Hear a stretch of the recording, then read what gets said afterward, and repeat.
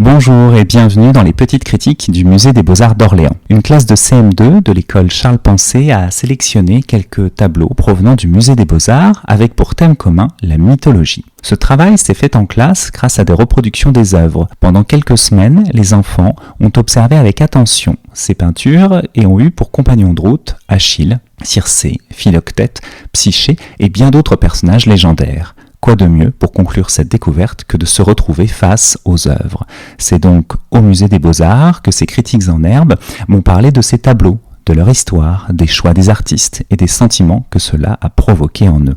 Et la balade s'est terminée par la rencontre tant attendue avec l'œuvre choisie. Aujourd'hui, nous assistons au mariage d'Hercule et Hébé, et nos trois guides du jour sont Samori, Lou et Abigaël. On voit Hercule qui demande la main d'Hébé, et on dirait que Zeus, il veut pas trop, il protège sa fille. Voici donc la situation peinte par Laurent Blanchard dans ce tableau de 1804. Après sa mort, en récompense de sa bravoure, Hercule est divinisé.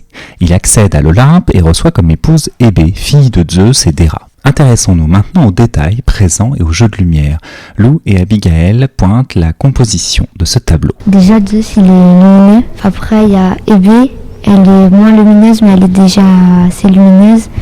Hercule, il est à moitié sombre et lumineux. Et Ganymède, c'est celui qui est le plus au fond du tableau, donc il est un peu plus sombre que les personnages. Il y a Hercule qui tourne le dos, Hébé, elle est plus ou moins de profil. Il y a Hercule aussi, il porte la peau du lion de Némée, qui le rend invulnérable. Zeus, il a son foudre sous son pied, enfin l'aigle qui tient son foudre. Zeus, il a la cape rouge. En général, la cape rouge, ça représente que c'est soit un roi, soit un dieu. Enfin, c'est quelqu'un de très fort. C'est maintenant avec Samori que nous en apprenons plus sur les personnages présents, notamment Hébé et Hercule. Hébé, c'est une ancienne servante des dieux parce qu'elle a sa cruche à la main. Mais Ganymède, il a pris sa place. Et lui, Hercule, il a fait les 12 travaux pendant qu'il était encore sur Terre. Parce que ça dépend des versions. Mais la version qu'on a eue, il était foudrage à cause de sa mère, entre guillemets, parce que Zeus avait se déguisé plusieurs fois avec plusieurs amoureuses, on va dire.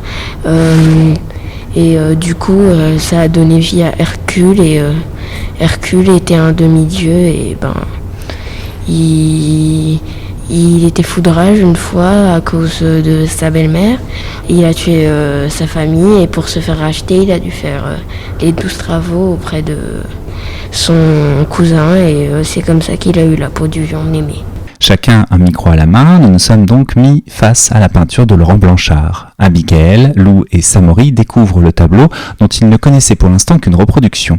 Dans le Musée des Beaux-Arts, face à la réalité de cette œuvre, les expressions des visages s'affinent et le rapport physique entre Zeus et Hercule s'impose. Sur la feuille, on voyait qu'il souriait pas, mais pas à ce point-là, quoi.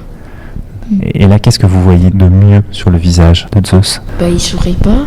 Il fronce les sourcils. C'est ça, il y a quelque chose un peu au niveau du regard quand même ce regard très sombre. Vous voyez ça aussi, c'est-à-dire que tout est assez clair et on voit bien que son regard est très noir. Et Hercule aussi, oui. Et Hercule aussi, c'est-à-dire qu'Hercule, peut-être qu'il essaye de défier un peu Zeus pour essayer d'obtenir la main d'Hébé. Et Hercule, il est un peu plus gros aussi. Ah oui. Ou peut-être qu'il est très très musclé. Dans ce tableau, au cadrage serré, la puissance physique est exacerbée, les musculatures sautent aux yeux. Un grand merci à Abigaël, Lou et Samori de nous avoir présenté ce tableau. C'est maintenant à votre tour de découvrir le mariage d'Hercule et d'Hébé, une peinture de Laurent Blanchard exposée au Musée des Beaux-Arts.